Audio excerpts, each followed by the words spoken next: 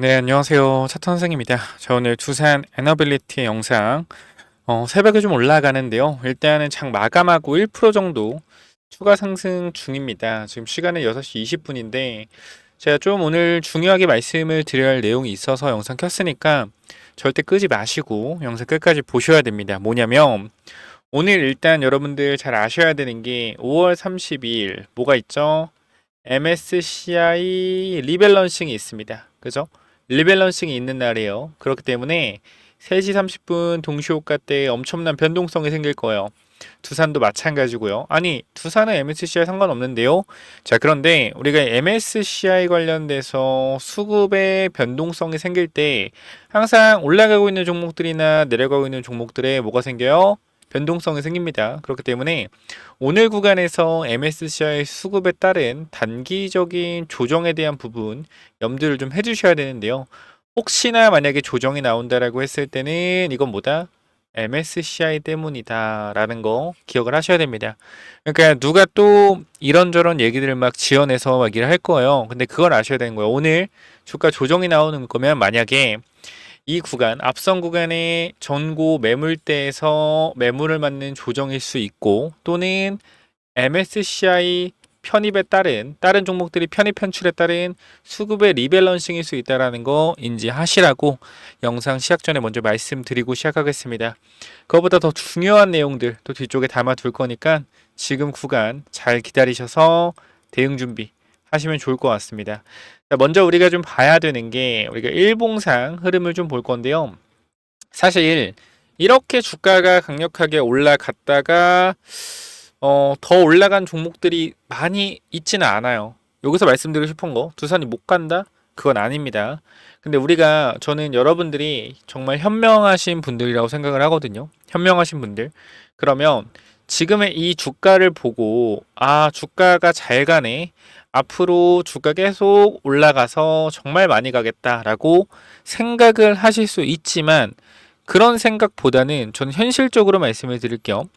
여기서 올라갈 수 있는데 어디까지 갈지는 모르겠다. 그럼 내가 어디까지 갈지 모르겠으니 내가 정하는 기준이라는 걸 만들어 놓고 이 기준을 이탈하거나 이 기준에 미달됐을 때 나는 매도해야겠다. 이런 생각을 하시는 게 제가 봤을 때 중수에서 고수로 넘어가는 부분이라고 생각을 하고요. 그냥 주변에서 두산 어떻대, 두산 이렇대, 두산 저렇대 해서 매수를 했다라면 이 부분들은 여러분들이 조금 제가 봤을 때는 공부를 조금 더 하셔야 될 것 같다.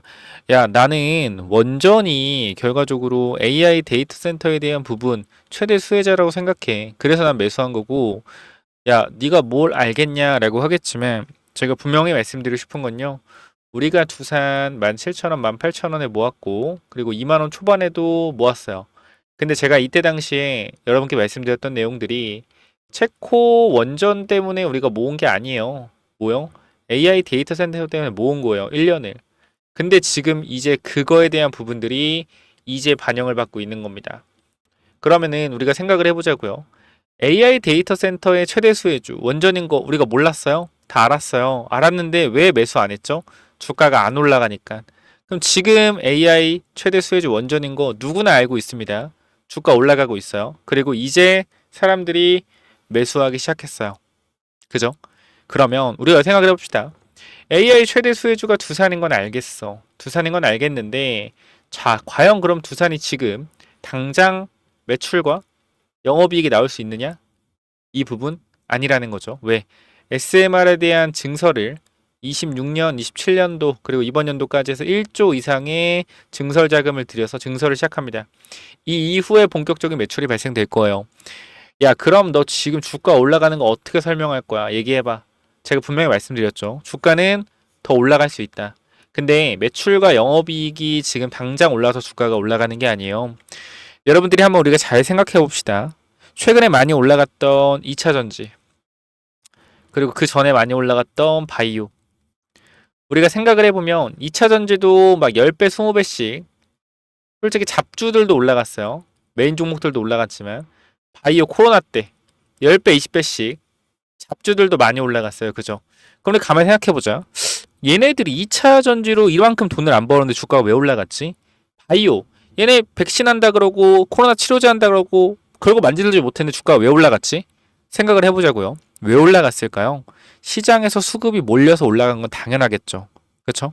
시장에 수급이 왜 몰렸을까요? 지금 두산도 시장의 수급이 왜 몰리고 있을까요? 간단하게 생각해보면 돼요. 얘네들이 이러한 이슈를 통해서 개발에 성공한다면, 정말 이상적인 그림대로 움직인다면 미래에 이 정도의 주가가 위치가 되겠지 라는 뭐예요? 기대감이라는 거예요. 그러면 이러한 기대감은 어디까지 반영될지는 우리가 정확하게 알 수가 없기 때문에 나만의 기준과 원칙이 굉장히 중요하다라는 겁니다. 그래서 여러분들이 지금 구간에서 이 상승이 데이터 센터로 영업이익과 매출이 폭발적으로 올라갈 거야 이제부터, 그러니까 주가는 계속 갈 거야 라고 해석을 하면 안 되고요. 미래에 데이터 센터로 인해서 영업이익과 매출이 올라갈 거니 이게 결과적으로 데이터 센터가 얼만큼 지어지고 데이터 센터가 이만큼 지어졌을 때 어느 정도의 전력이 필요한지, 이러한 부분들이 전체적으로 이루어졌을 때 두산의 영업이익과 매출이 어느 정도 나올지를 계산해서 주가는 미리 2년, 3년 후에 매출과 영업이익을 당겨오고 있는 겁니다. 그러면 우리가 생각을 해봅시다. 지금 여기서 원전 관련돼서 더 많이 나올 호재가 뭐가 있을까요? 냉정하게 판단해 봅시다. 자, 지금 먼저 데이터 센터에 대한 부분들 올라가고 있어요. 왜? 데이터 센터가 많이 지어지면 그만큼 전력이 필요하니까. 그럼 전력을 많이 만드는 원전이 필수적이겠죠. 지금 이 이슈로 올라가고 있단 말이에요. 그럼 추가적으로 두산이 더 올라갈 수 있을 만한 이슈가 데이터 센터 말고도 뭔가 있어야 돼요. 예를 들어서 빅테크의 데이터 센터에 대한 확실한 투자라든지, 빅테크가 결과적으로 데이터 센터를 돌리기 위해 필요한 전력에 대한 투자라든지, 그러한 부분들이 확고하게 나와줘야 하는데 오늘 어떤 기사가 나왔습니까? 전력이 승패를 좌우한다. 원전에 뛰어드는 빅테크라는 기사가 어제 나왔죠. 자, 그럼 이거를 봤을 때 빅테크들도 원전에 뛰어드는구나. 원전 투자를 늘리는구나. 그죠? 뭐예요? 시장에서 새로운 성장 동력이 생긴 거예요. 이해가 돼요? 데이터 센터가 생겼을 때 전력이 필요한 부분들로 두산이 올라가고 있었는데 여기에 빅테크들까지 SMR에 투자한다라고 합니다. 그럼 SMR에서 선두적인 지위를 가지고 가고 있는 일단은 미국 회사 뉴스케일 파워의 주가 계속해서 상승을 하는데 왜 이거와 연관이 있느냐? 바로 두산이 뉴스케일 파워의 지분 1,000억을 투자했기 때문이죠. 지분만 투자했다 주가가 올라가는 건 문제가 있지 않느냐? 아니죠. 지분을 투자했을 때 계약을 했습니다. 어떤 계약을 했죠? 너희가 SMR 지을 때 우리가 기자재 납품하게 해줘. 그럼 우리가 지분 투자해줄게 라는 것을 두산 에너빌리티는 뉴스케일 파워와 합의를 한 상태란 말이에요. 그렇기 때문에 빅테크들의 SMR 투자는 결과적으로 뉴스케일 파워의 특허가 뭡니까? 티커가 SMR이에요. 티커가. 그러니까 뉴스케일 파워 자체가 SMR 수혜주라고 보시면 되는 거예요. 얘가 결과적으로 빅테크의 추가적인 자금 조달이나 투자를 받는다라고 했을 땐 두산에도 보다 호재다. 왜? 뉴스케일 파워가 자금 조달을 받아서 더 많은 SMR을 짓게 되면 그거에 필요한 기자재를 누가 갖고 가요? 두산이 공급을 해준다. 그럼 두산의 매출과 영업이익이 어떻게 되겠어요? 폭발적으로 증가하겠죠. 그러한 부분들에 대한 기대감을 뭐하고 있다? 현재 두산은 받아가고 있다. 그럼 지금 여기서 우리가 무조건적으로 계속 간다라는 부분들 경계하셔야죠. 왜? 이러한 재료가 터지면서 주가는 계속 올라가겠으나 추가적인 이슈나 추가적으로 새로운 모멘텀이 없다라고 했을 때 주가는 꺾일 수밖에 없을 거예요. 그 부분들을 우리가 고점을 찾아내야 되는데 솔직하게 저도 힘들고요. 여러분들도 힘들고요. 전문가들도 고점을 찾아내긴 힘듭니다. 하지만 우리가 알 수 있는 게 하나 있죠. 뭐요? 바로 거래량에 대한 부분들. 제가 영상을 밑에 구간부터 계속 찍어오면서 여러분께 말씀드렸던 거 거래량에 대한 부분들입니다. 그렇기 때문에 거래량이 아직도 부족해요. 더 터져야지 조심할 구간이에요. 지금은 보유하고 가시되 매도에 대한 타이밍이 나왔을 때 정확하게 매도할 수 있어야 됩니다. 그래야지 여러분들이 수익을 챙겨가고 충분한 돈을 벌어갈 수 있어요. 지금의 여러분 계좌에 찍혀있는 플러스 100%, 플러스 50%의 수익률은 뭡니까? 허수입니다. 사이버머니라는 거예요. 이 돈을 빼셔서 여러분들이 사용을 하셔야지 여러분 돈이 되는 겁니다. 그렇기 때문에 제가 여러분들에게 권해드리는 건 지금 구간 잘 보유하시되 매도에 대한 타이밍을 반드시 잡아내라. 이걸 여러분들한테 말씀드리고 싶고요. 지금 시간 오후 6시 30분입니다. 내일 여러분들은 이 새벽 시간에 제 두산 영상을 보고 계실 텐데 아마 영상 내용이 저는 꽤 깔끔하게 오늘 전달을 드리려고 목소리도 조금 힘내서 찍고 있어요. 그렇기 때문에 현 구간에서 여러분들이 도움이 되셨다라고 하시면 구독과 좋아요 반드시 부탁을 드립니다. 한 번만 얘기하겠습니다. 자, 그리고요. 제가 여러분께 말씀을 좀 드리는 부분이지만 우리가 지금 구간에서 두산 에너빌리티에 대한 부분들 또한 제가 어떻게 말씀드리냐면 두산을 혹시나 여러분들이 몰빵하고 계시고 있다라고 하면요. 뭐요? 비중 조절을 잘 하셔라. 제가 항상 여러분께 강조드리는 거 몰빵을 금지해라 라고 말씀드리죠. 주식 자산의 30% 이상만 돼도 저는 몰빵이라고 본다. 10% 미만으로 분할 매수하여라 라는 거 계속 말씀드리고 있습니다. 두산 또한 제가 여러분께 말씀드릴게요. 우리가 두산을 17,000원에서 18,000원 구간에 모아갔지만 우리는 몰빵에서 매수하지 않았어요. 여러분께 제가 자랑을 하려면 우리 두산 몰빵에서 큰돈 벌었습니다 라고 할 수 있겠죠. 하지만 저는 그렇게 하지 않습니다. 왜? 결과적으로 주식이라는 것은 많이 이겨야 돼요. 몰빵에서 9번 이기고 마지막에 지면 뭐예요? 깡통이에요. 그렇기 때문에 여러분들이 항상 주식에 대한 경험, 주식에 대한 태도 이러한 부분들을 제가 조금 더 여러분들한테 전달을 드리고 싶거든요. 그래서 이러한 부분들 제가 항상 여러분들한테 강조 드리는 부분이지만 어느 종목이건 간에 영원히 올라가는 건 없고요. 영원히 빠지는 종목 있을 수 있어요. 왠지 알아요? 왜? 회사가 망가지면. 근데 두산은 회사가 성장하고 있죠. 그럼 우리가 영원히 올라갈 것 같지만 우리가 고민 잘 해봅시다. 항상 급등하는 종목들이 영원히 올라갔던 게 우리 국내 시장에 있었나? 라고 생각을 해보면 없어요. 물론 여러분들이 생각하는 건 이 두산도 삼성이나 그런 종목처럼 큰 파동을 이용해서 우상향 할 거니까 지금부터 열심히 장기 투자하면 될 거야. 이 생각 분명히 하실 텐데요. 여러분들이 생각하는 장기 투자와 제가 생각하는 장기 투자, 이 보폭의 차이가 굉장히 큽니다. 무슨 말이냐면 이 장기 투자는 정말로 힘든 시련을 이겨내야 돼요. 왜? 100%도 올랐다가 40%도 빠지고요. 200%가 올랐다가 60%도 빠집니다. 이게 장기 투자예요. 여러분들이 이거를 버틸 수 있다라고 하면 저는 큰 존경을 드리지만 이 시간에 대한 부분, 이 타임라인에 대한 부분들이 여러분이 생각하는 장기 투자는 1년, 2년일 수도 있겠지만 제가 보는 두산의 타임라인은 5년입니다. 적어도 5년의 시간은 기다려야 돼요. 그럼 그 시간 안에 여러분들이 수익률이 70%, 80%임에도 불구하고 수익률이 10%대로 내려올 수도 있고요.